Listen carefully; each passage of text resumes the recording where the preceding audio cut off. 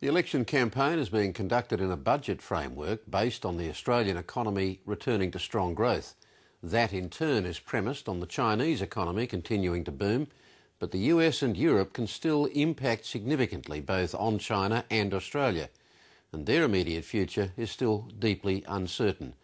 Joseph Stiglitz is a Nobel laureate, former chief economist of the World Bank, and he chaired Bill Clinton's Presidential Council of Economic Advisors. His latest book, Freefall, is a worrying critique of the root causes of the global financial crisis, and despite President Obama's recent banking reforms, he says it could happen again. He's also predicting another US economic slowdown. The veteran economist is on a lecture tour in Australia, and I spoke with him in Brisbane today. Joseph Stiglitz, if we can start with an up-to-date appraisal of the US economy, what is the state of the economy right now? In a single word, weak, and probably going to get weaker. How serious is the risk of a double-dip recession, if not this year, then next, when the federal stimulus runs out? It's almost sure that growth in the United States is going to slow markedly.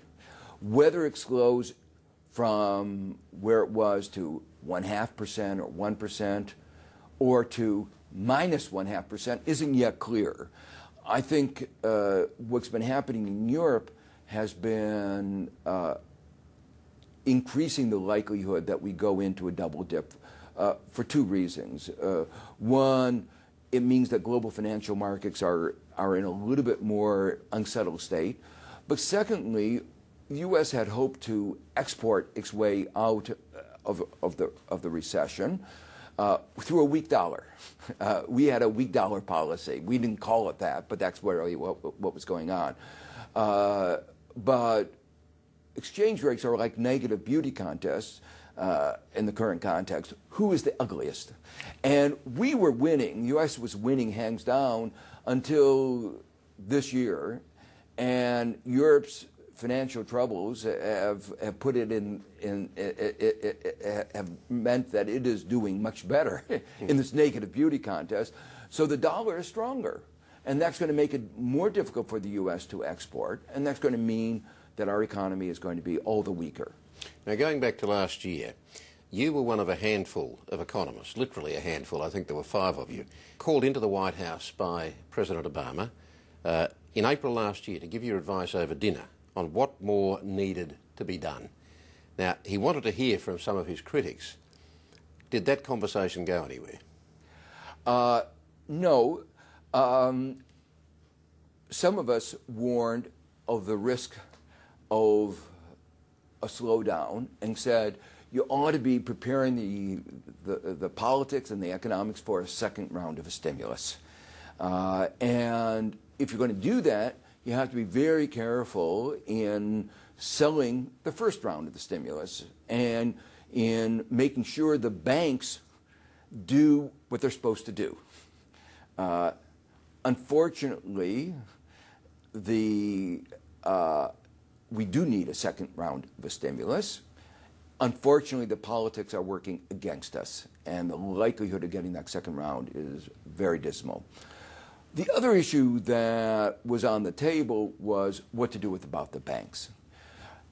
We had already, at that juncture, poured money, huge amounts of money, into the banks. Most of us were of the view that if you needed another round of a bailout, hopefully that wouldn't be the case, you had to do it a lot better than they had, because the banks have resumed their bonuses. Profits from speculation, from trading, are at very high levels, and yet the supply of credit isn't there. So the banks got the money, but credit didn't restart. Exactly. And unfortunately, nothing was done about that. President Obama has finally got a package of reforms through regulatory reforms on the banks. Has he addressed the fundamental problems with those reforms? I think they've made a big step forward in principle. And that's what I think is so interesting about the bill.